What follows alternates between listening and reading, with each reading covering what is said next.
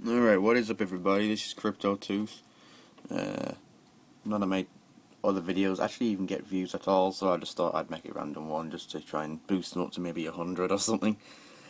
So yeah, this is CryptoTooth, and tonight I'm going to be showing you guys my PC gaming rig. It's not highest end rig, but for somebody who's my age, I think I did pretty well. I've had to squeeze a bit of money, and I mean really squeeze, to the point where until the start of last year my main PC was a Pentium 3 with Windows 98. Then I upgraded to a Pentium 4 for a month or so, then an Athlon 64, then down back to the Pentium 4 and I went back to the Athlon board when I got an Athlon quad, then upgraded to this. So here it is. This is my gaming rig. I have a dual monitor set up. The first one's a Samsung SyncMaster. Samsung SyncMaster 226BW, and this is just my generic LCD TV, my LG one, one of my LG ones. So the resolution of the first monitor, which is the Samsung, is let's find out. Hold on. No, go back. No, go back. 1680 by 1050. And the second monitor, the TV, it's really a HD ready thing. 1366 by 768.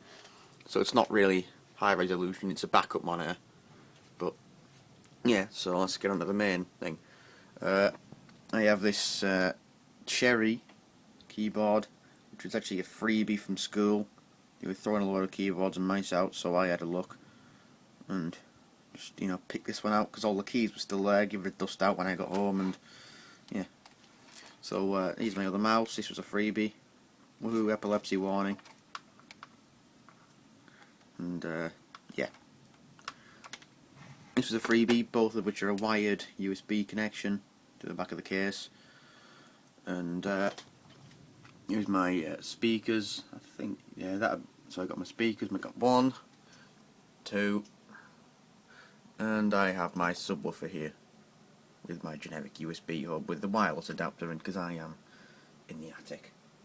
And I'm going to be trying to set up these speakers to work with it in the surround, but apart from that I'll probably use them for an old machine or something, just whatever, maybe strip them down, get the magnets out. So yeah, now onto the main rig. So here it is. Good luck. On the bottom here, I'll start at the bottom. If this will power supply out. So here I have 2 USB 2.0 ports. There was a FireWire port here, but we took it out and just put the blank back in. Don't even ask why. I think that was more to do with the fact that it only had 1 USB port, but it has no front audio or mic, so the audio in and audio out on the front were never there. They're just still there. Here we have the power button and the reset button. AMD FX 6300 processor.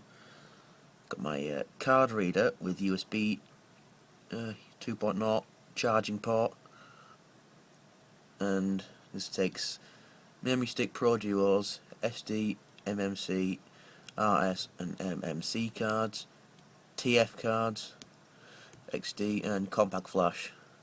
And don't forget the all important floppy drive, which isn't actually connected to anything. I'm just using it as a blank because I have the power to it, but the board, as you'd expect, is too new to have the floppy connector inside it.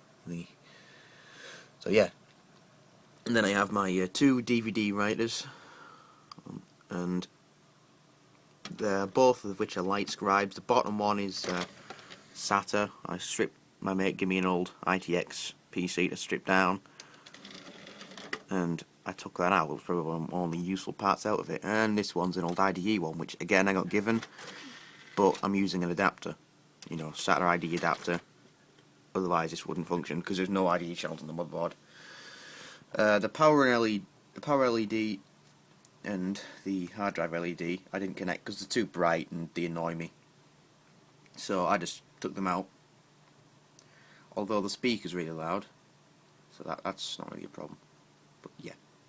So excuse me a second, I'll pull this out and I'll get the side back. Well, I'll get the side off and I'll pull this machine out so we can have a look inside at the really nice cool bits.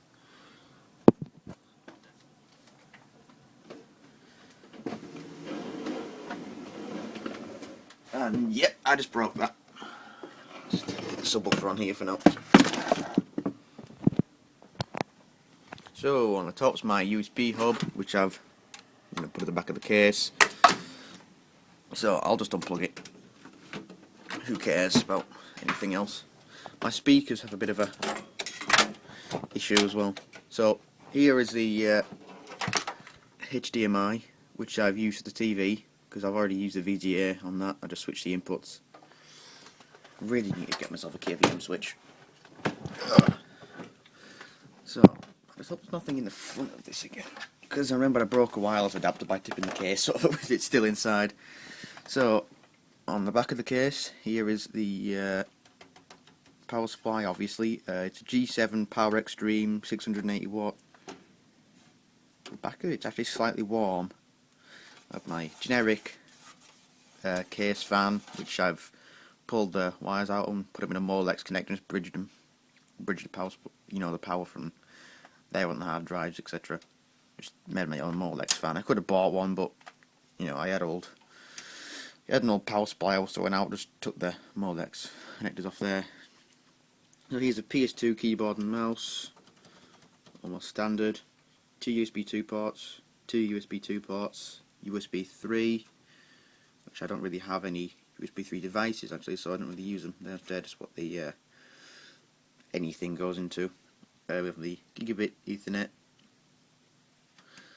I don't know what the actual thing for that is. I just know it's gigabit Ethernet. And here's another 2 USB 2 ports. And here's the onboard sound card.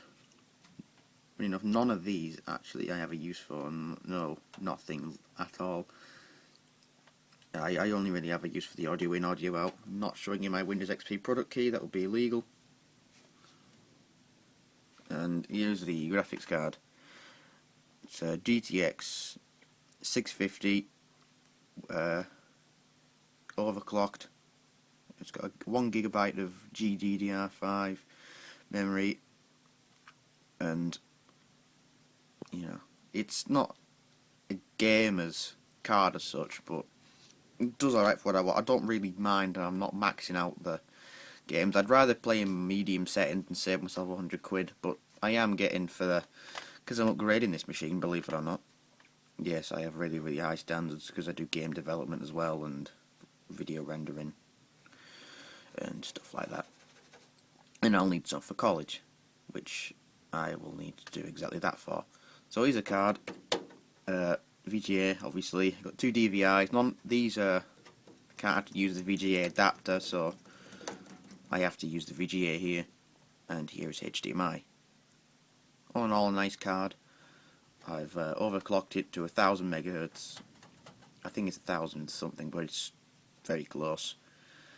It's easily enough to run Minecraft with shaders on the highest settings. At this resolution of monitor, it's not that bad. Get a decent 30 frames a second out of it, but then again, I am on Linux with it. I've not tried it as much on Windows because the Sky didn't work, and the shaders themselves were actually pretty bad. So I think that was more to do with the way OpenGL was not installed or configured.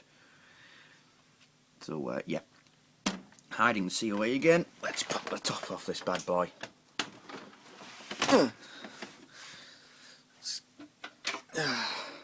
No technician is a technician without one of these.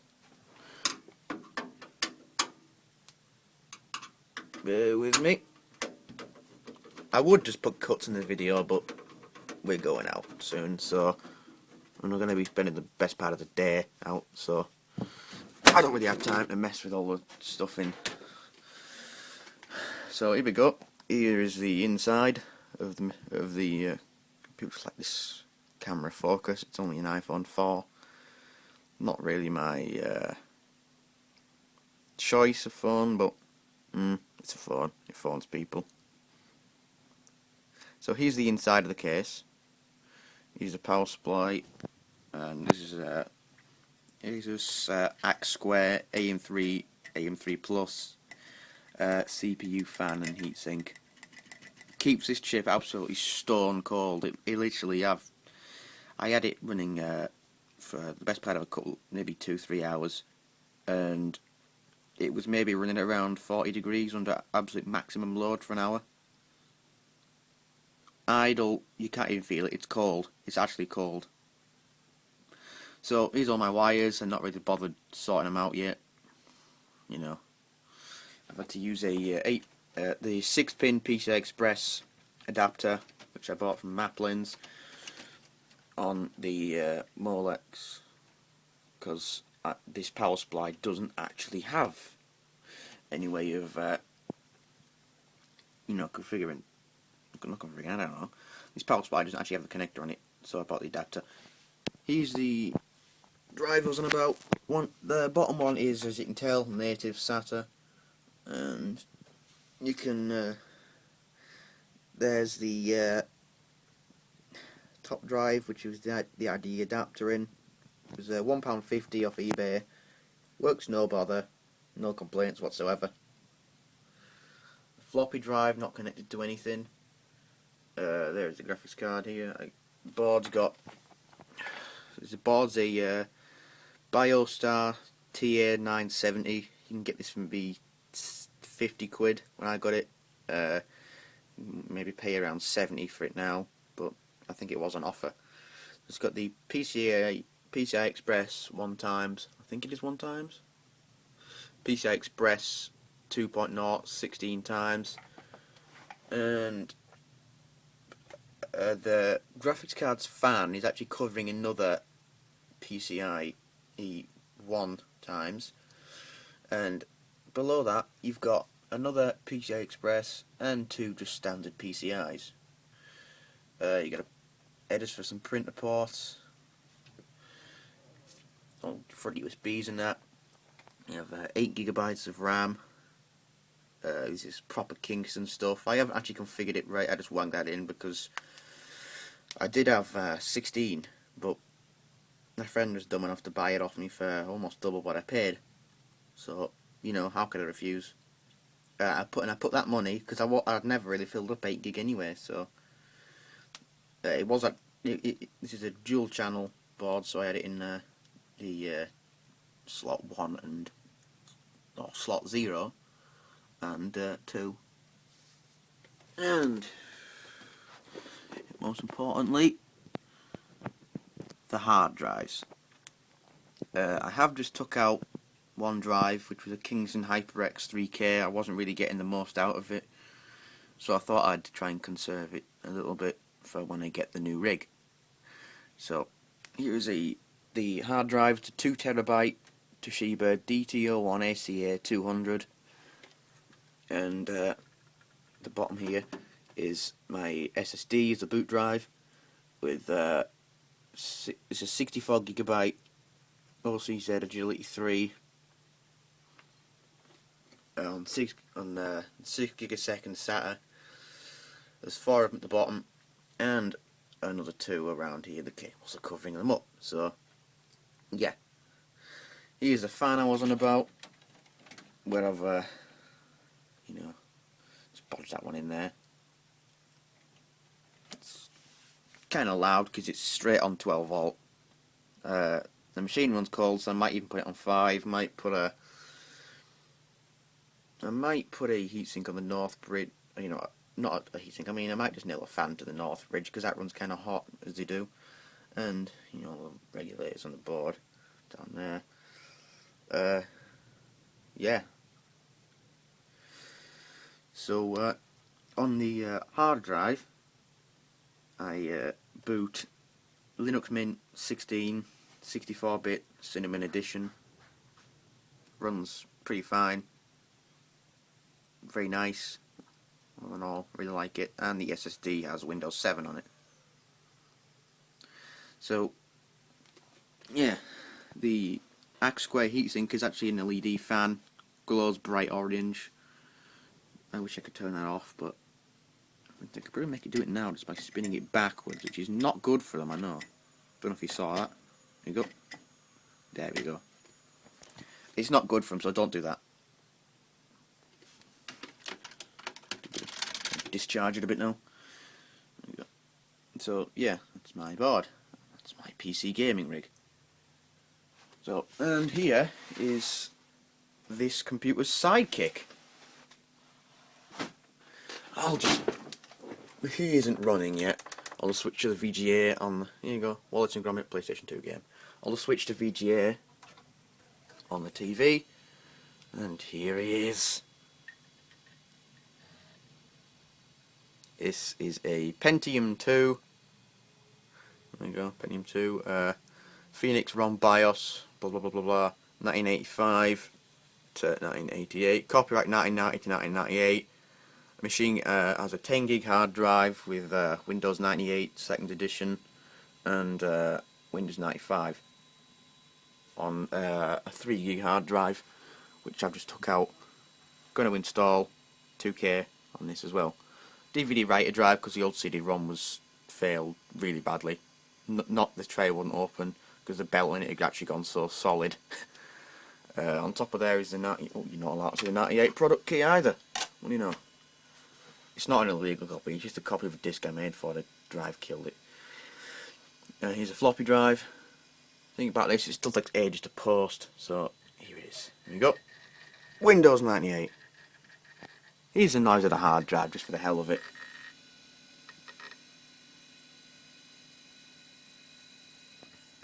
It doesn't actually make that much noise, it's in pretty good nick, if you ask me.